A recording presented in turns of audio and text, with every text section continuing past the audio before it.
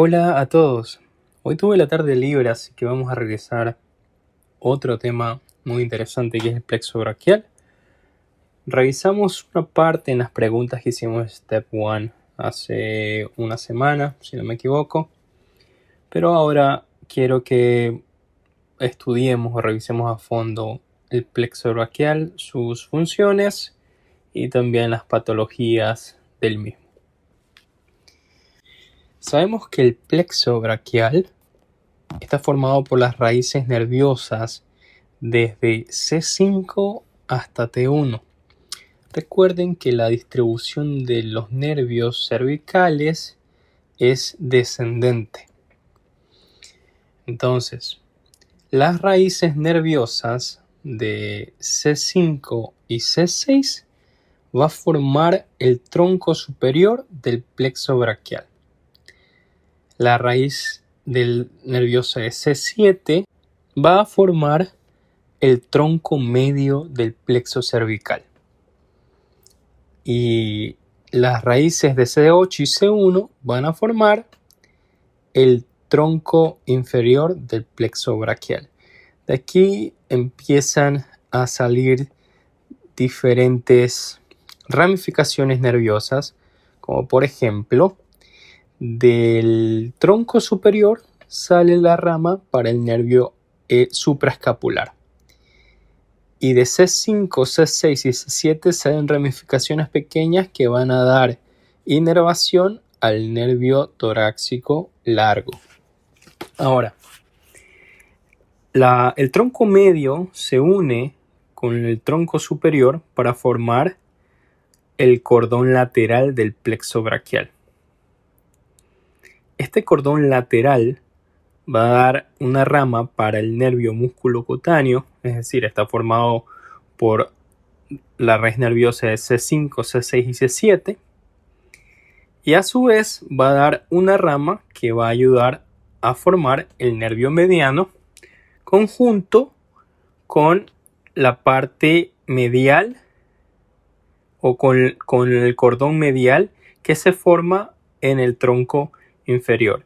Esas dos ramas se unen y forman el nervio mediano que tiene raíces nerviosas de C6 a T1.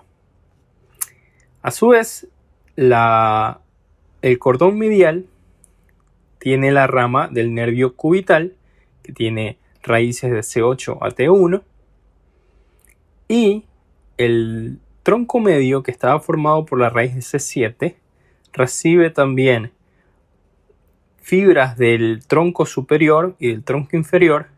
Este va a tener una dirección posterior y va a formar el nervio radial. Tiene raíces de C5 a C8 y también da ramificaciones para el nervio axilar formado por C5 C6. Esa es la estructura anatómica del plexo braquial. Pero ¿cuál es la función de cada uno de estos o por qué tiene importancia el saber cada uno de estos? Por ejemplo, el nervio musculocutáneo, que lo vemos acá arriba, saliendo del cordón lateral, va a inervar todos los músculos de la parte anterior del brazo. Recuerden que estamos imaginando a la persona en posición anatómica, ¿verdad? Las acciones primarias del nervio musculocutáneo son flexionar el hombro y la supinación, es decir, el músculo principal va a ser el bíceps. El nervio mediano, que vemos la formación acá, tiene raíces de C5 a T1 y va a tener una distribución en el antebrazo y una distribución en la parte de la mano. En el antebrazo, esta va a inervar todo lo que es el compartimiento anterior del antebrazo, excepto por los músculos que están inervados por el nervio cubital, que lo vamos a ver después. Entonces, la función primaria del nervio mediano en el antebrazo va a ser flexionar la muñeca y los dedos, y también la pronación. Es decir, que gracias al nervio mediano vamos a poder hacer un puño. Cuando no se puede hacer un puño o hay debilidad, probablemente hay una lesión del nervio mediano, si es que no es algo por encima de una radiculopatía a nivel cervical, por ejemplo. Y este mismo nervio mediano en la mano va a darle inflamación a la parte del compartimiento tenar, que es esa acumulación de músculos en la raíz del pulgar, por así decirlo, y su función va a ser la oposición del pulgar, es decir, llevar el pulgar hacia el lado opuesto, mirando hacia el dedo meñique. Y también va a inervar los músculos interdigitales del segundo y el tercer dedo. Ayuda también a la flexión de los metacarpos falanges y extender los dedos, el segundo y el tercer dedo, al inervar estos músculos interdigitales. El nervio cubital, que lo vemos acá, que está formado por raíces de C8 a T1, va a tener también una inervación en el antebrazo y otra en la mano. En el antebrazo va a inervar la parte más la parte medial o los músculos mediales del antebrazo que no están inervados por el nervio mediano. Va a colaborar, pero de una forma muy ligera, la flexión de la muñeca y de los cuarto y quinto dedo de la mano. En la mano va a estar inervando el compartimento hipotenar, que está del lado del meñique, y ayuda a la abducción del segundo y quinto dígito y también a la aducción de los mismos por los músculos interdigitales. Además que en la mano es un aductor del pulgar. El nervio axilar va a inervar el músculo deltoides y el redondo menor. Estos van a ayudar en la abducción del hombro de 15 a 110 grados y a la rotación lateral del mismo. Y el nervio radial, que como revisamos en la anatomía es posterior, por ende va a estar encargado de la inervación de los músculos del compartimiento posterior del brazo y del antebrazo, es decir, acciones contrarias a las que revisamos: extender la muñeca, extender los huesos del metacarpo, extender el codo y la supinación. En cuanto a los dermatomas, vamos a hacer una pequeña revisión. C3 y C4 lo vamos a dejar a un lado porque es la parte más de tanto de los hombros como la espalda superior. C5, la sensibilidad va a estar en el borde lateral del brazo, como lo vemos en el gráfico, y los músculos inervados por el mismo van a ser el deltoides, bíceps, brachioradialis, serrato anterior y músculos del manguito rotador. C6, el dermatoma C6 va a ser el que está implicado en el reflejo del bíceps.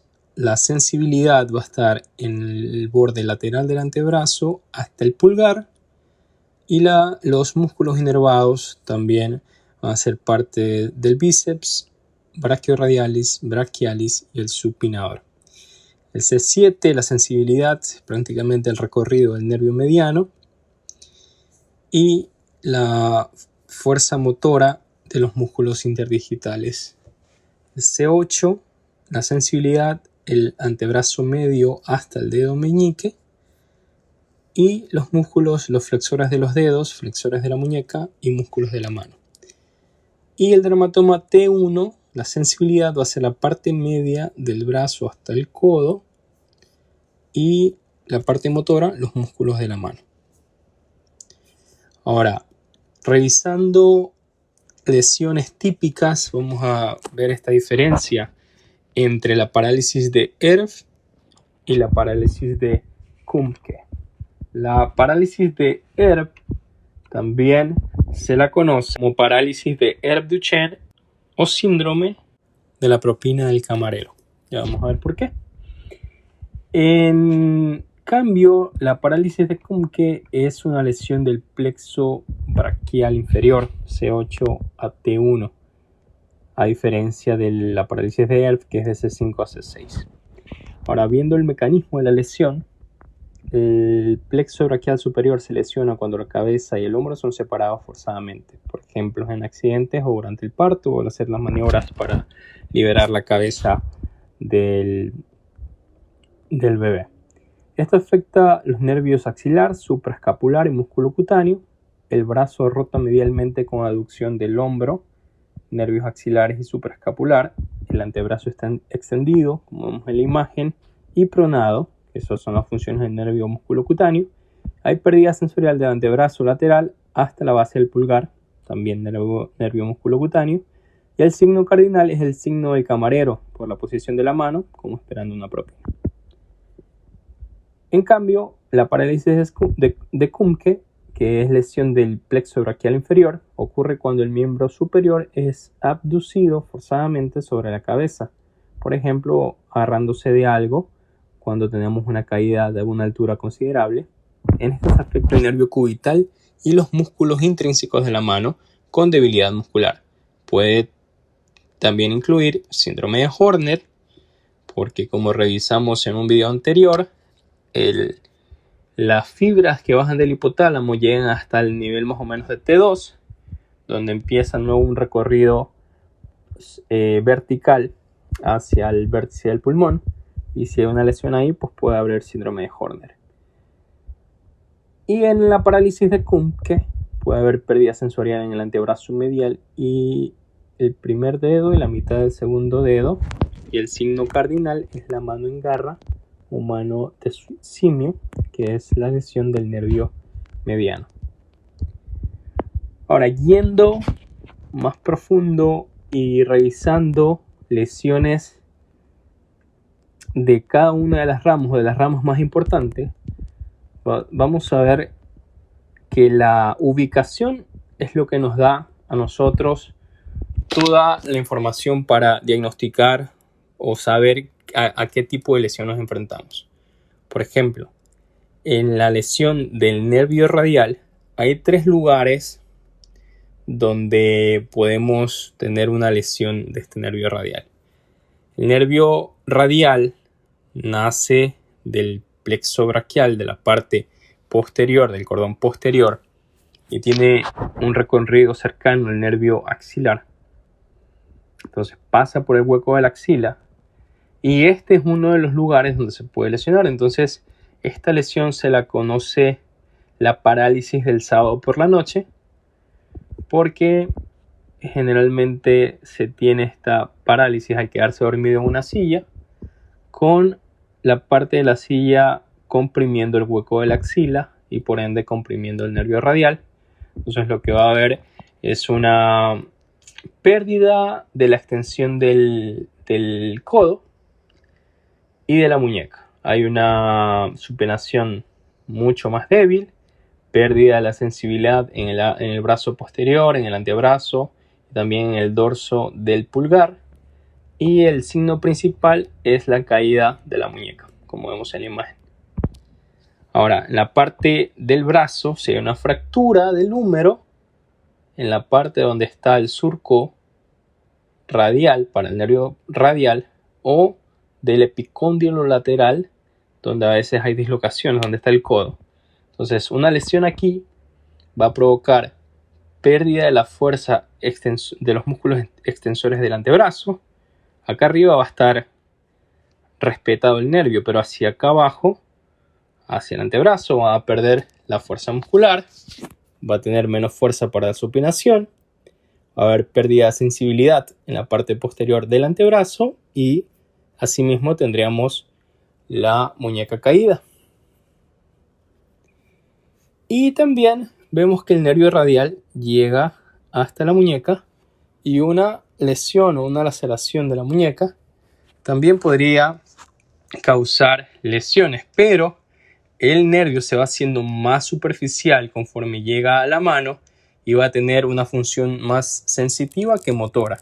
Si hay una laceración de la muñeca o lesión a nivel de la muñeca, va a haber pérdida de sensibilidad solo en la parte dorsal del pulgar y en la parte del primer espacio interdigital, pero no va a haber ninguna pérdida motora. Eso en cuanto al nervio radial. El nervio mediano, también la ubicación es lo más importante. Si hay a este nivel, por ejemplo, una fractura supracondilia del húmero y se lesiona el nervio mediano,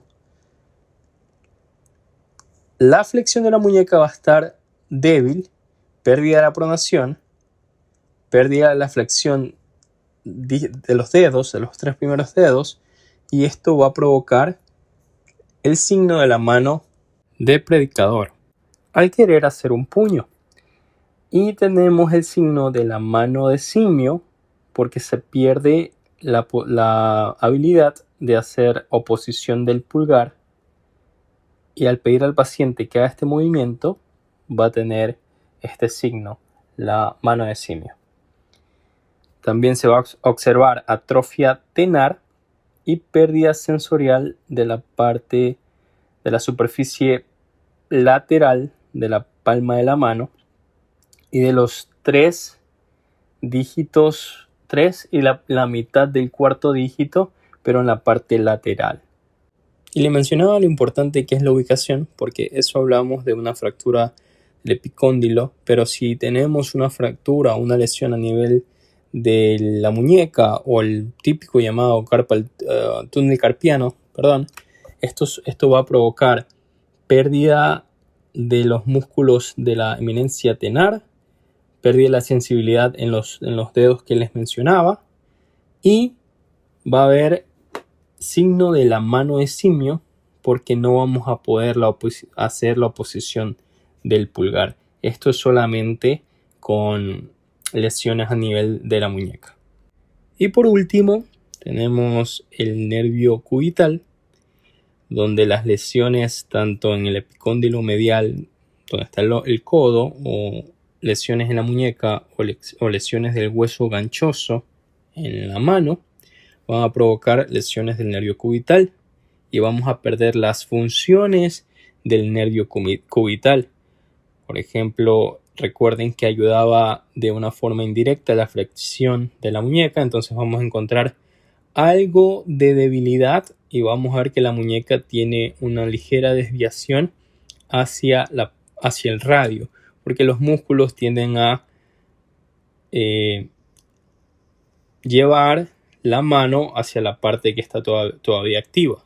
Entonces, como el radio está activo con sus músculos y hemos perdido la musculatura inervada por el nervio cubital, vamos a tener esa ligera desviación. También vamos a perder la abducción y la aducción del segundo al quinto dígito por la pérdida de los músculos interóseos y también la extensión de las articulaciones interfalángicas de estos mismos dedos. Vamos a perder la aducción del pulgar y también encontraremos atrofia de la eminencia hipotenar y signo de la mano de garra.